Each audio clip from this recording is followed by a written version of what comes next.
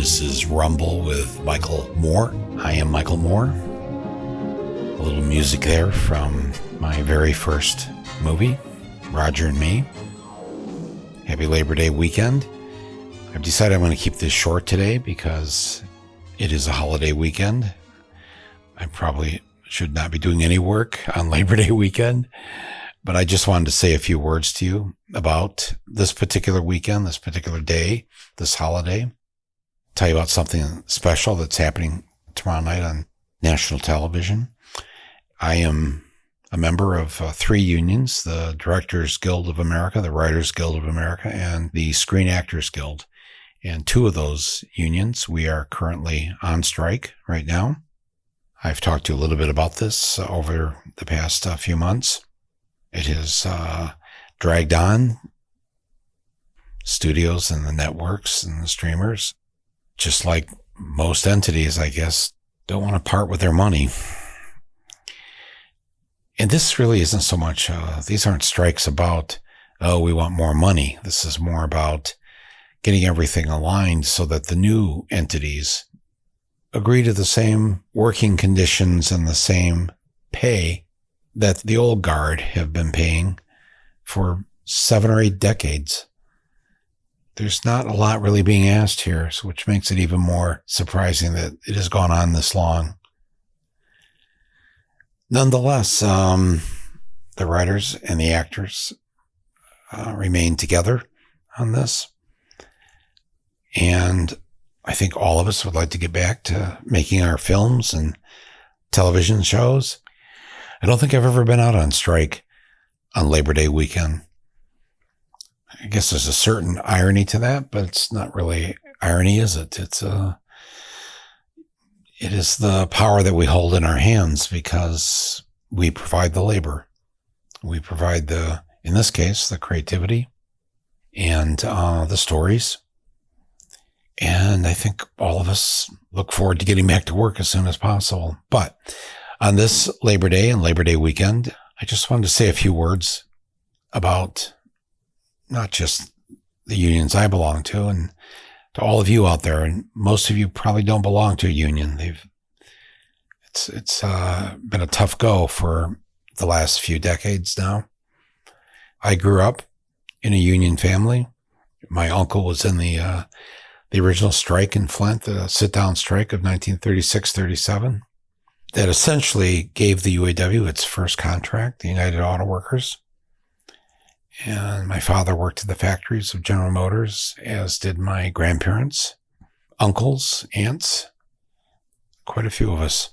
And a lot was sacrificed over the years in order to build these unions and to give us a middle-class life, essentially. You know, when I was growing up, we had free health care, far better than what we call the Affordable Care Act now. And we're all so happy to have that because so many people, so many tens of millions still do not have health insurance in this country. But because my father worked for General Motors and because of the strikes that they went out on over the years, they were able to get their own version of free and universal health care, dental care. We went to the dentist for free. If we needed glasses, that was free. It was all paid for by the work that our parents did in these factories. And they negotiated with the companies to make sure that we'd all be taken care of.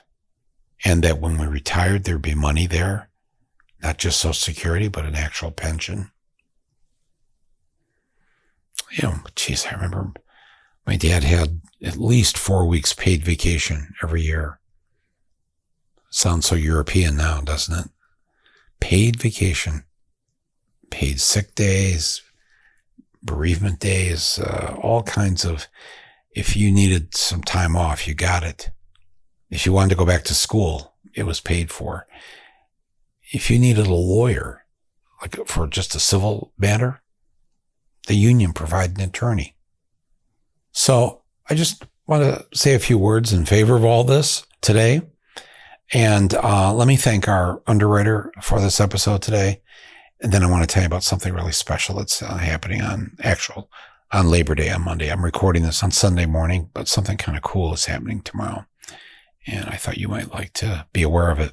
But first, let me thank our underwriter for today's episode, Stamps.com. Listeners of my podcast here, Rumble, have heard me talk about Stamps.com.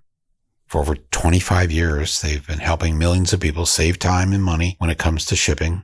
It's like having your own personal post office, no matter where you are.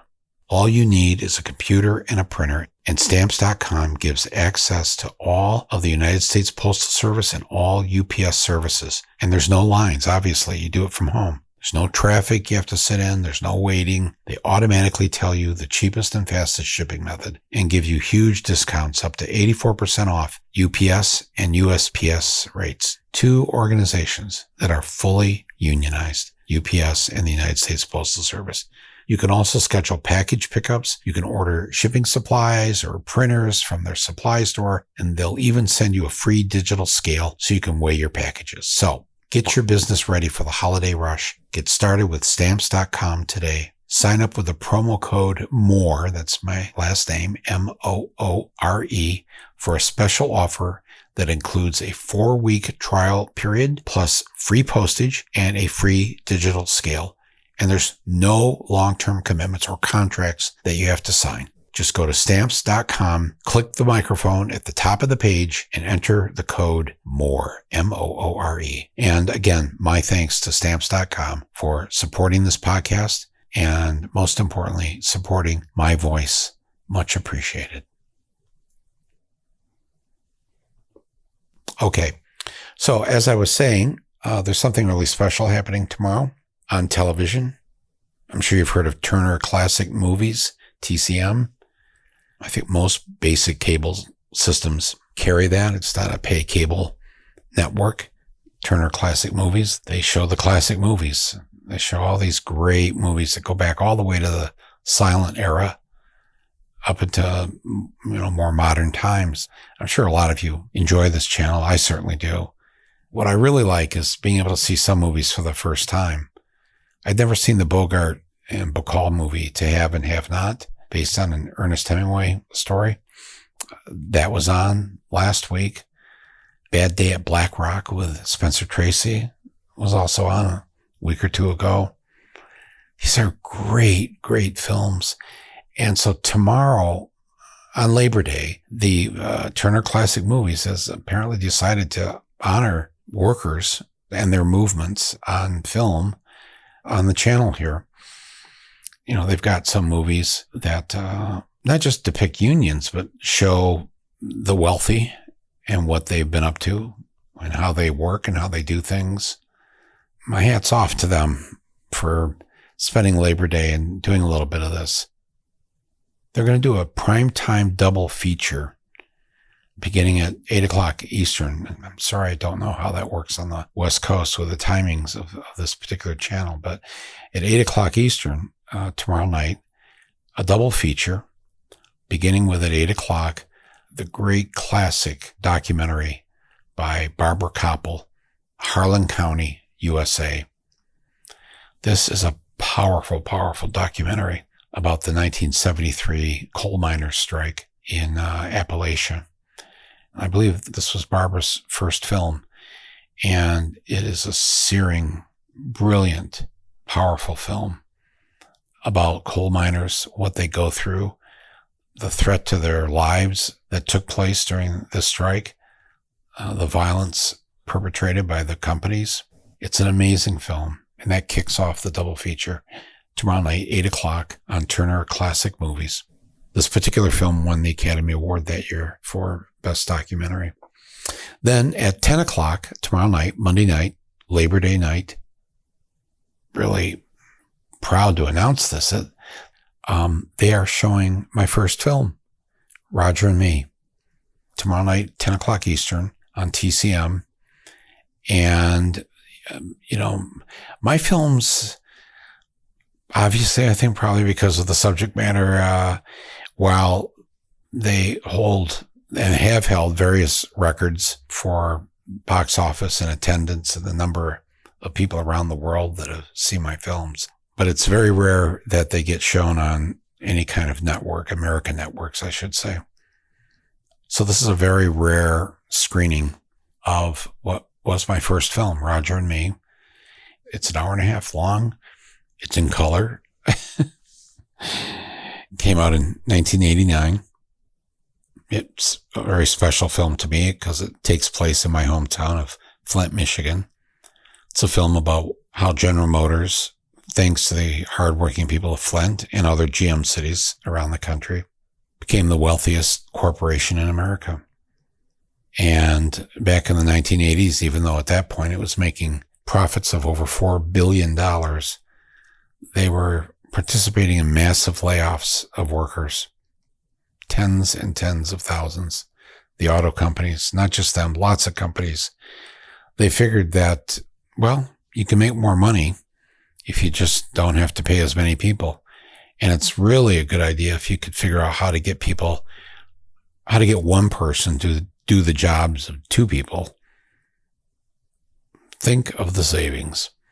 And that's what they did. They just wholesale went after people's livelihoods. And even at a time when they were making enormous profits.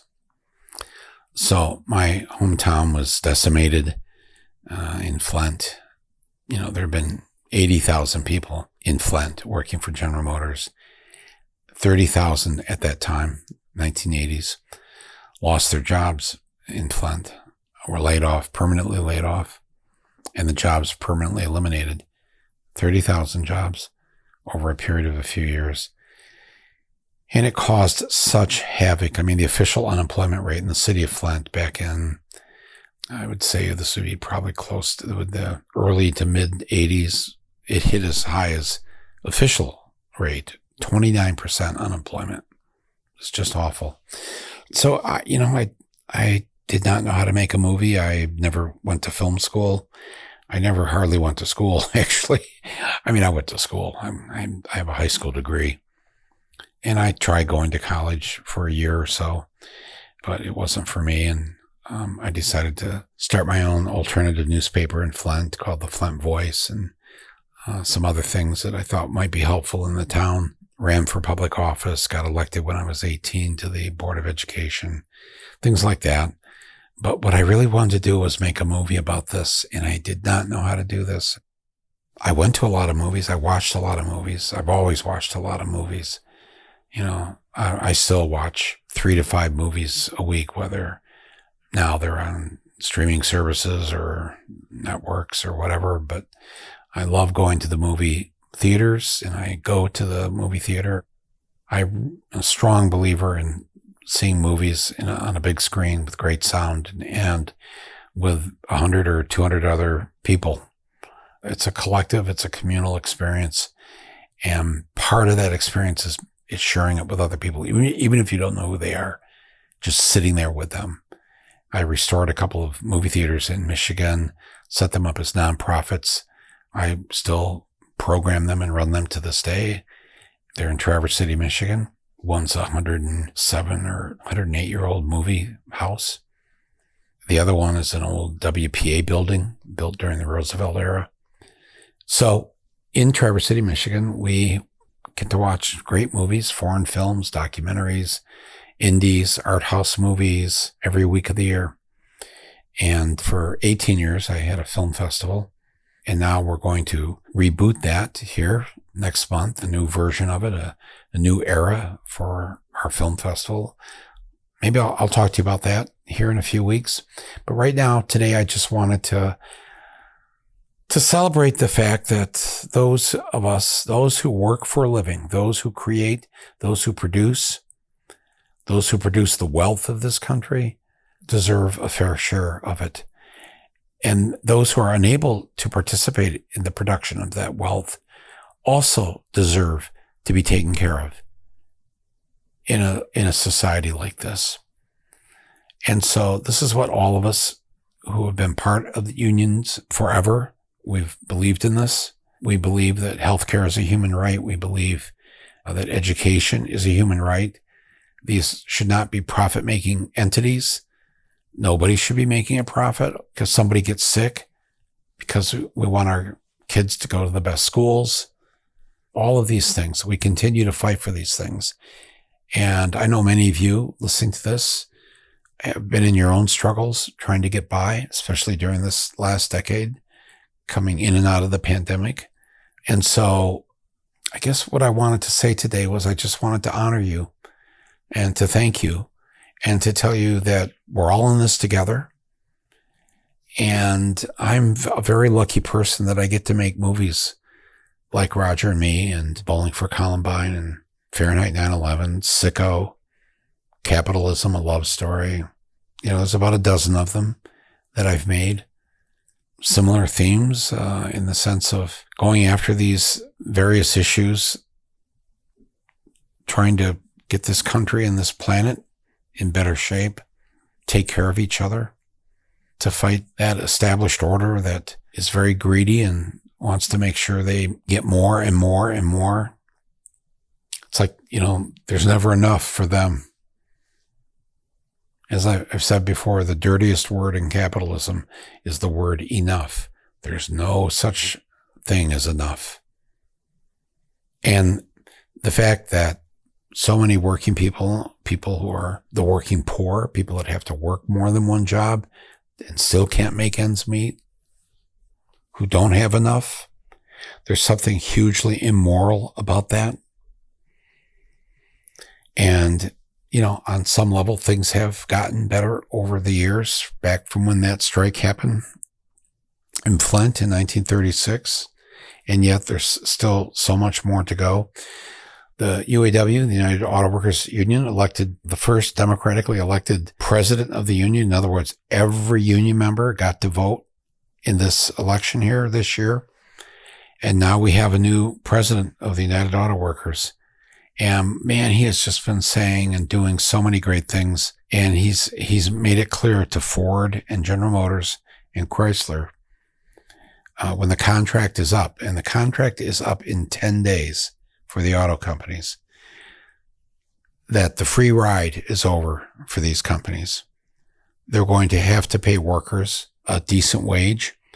They're going to have to think about how hard it is to work in these factories, and that people should not have to work more than a 4-day week, working on these cement floors, lifting, hauling, all the jobs you have to do on the assembly line. It's brutal work.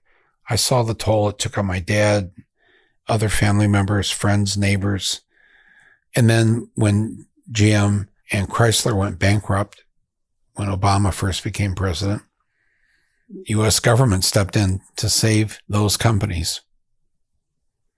And in return, the workers had to suddenly work for a lot less, with a lot less benefits, a lot less protections. In many cases, no pensions anymore. So the new UAW is going to fight for this. You're going to hear a lot about it in the news over the next few weeks. I ask that you get behind them, support them. We did, all of us, a good job in supporting the Teamsters in their battle with UPS, and they were able to get a good contract out of that, avoided a strike. The same can happen here if the car companies do the right thing.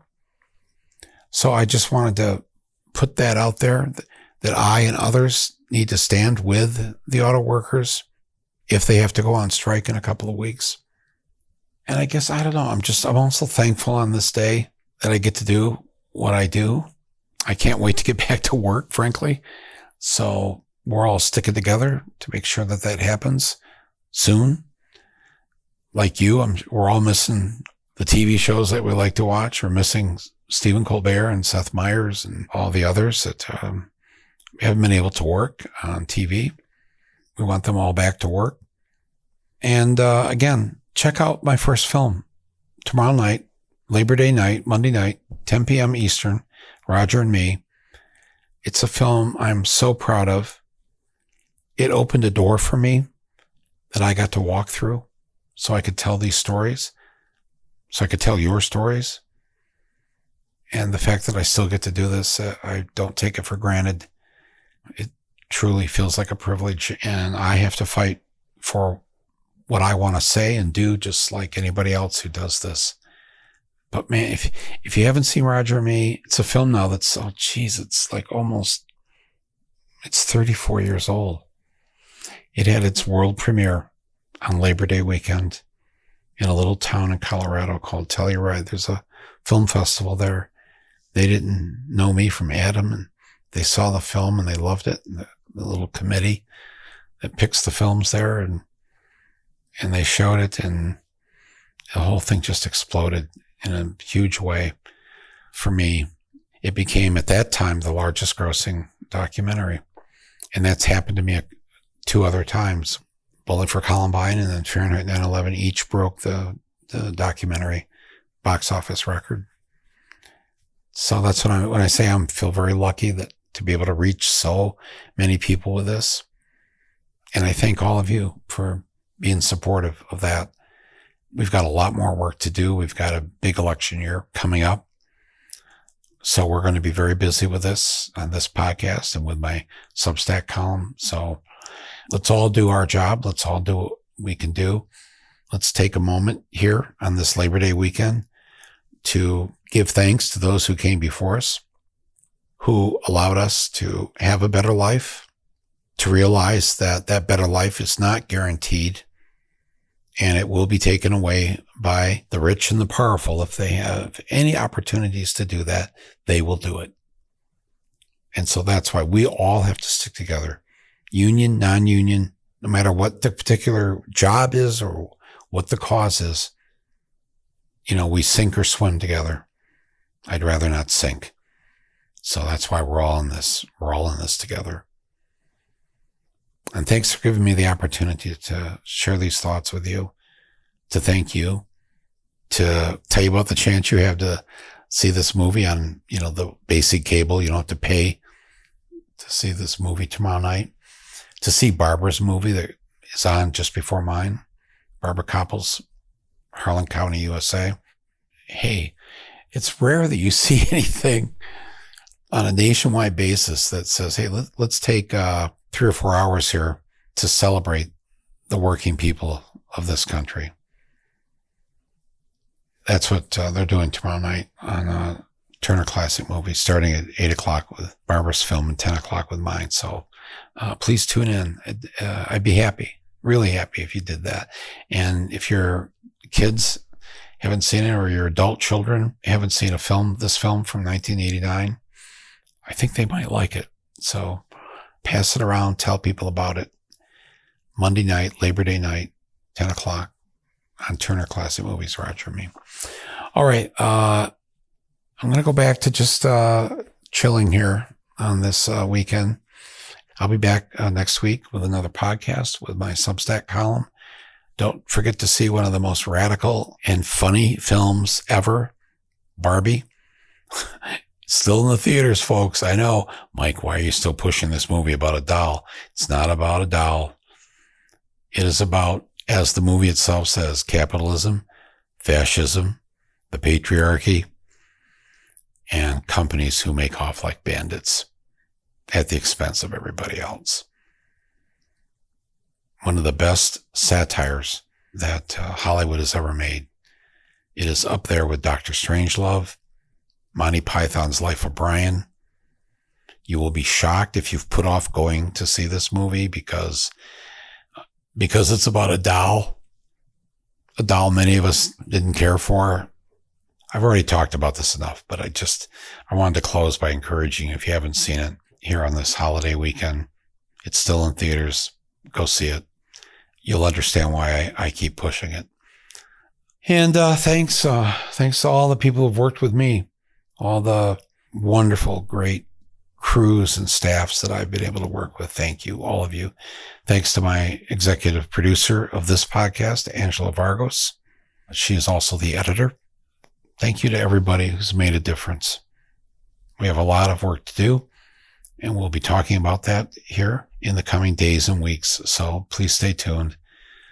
Happy Labor Day. Don't give up. It would be crazy to give up when we are now the majority. So we'll fight on. Thanks, everybody.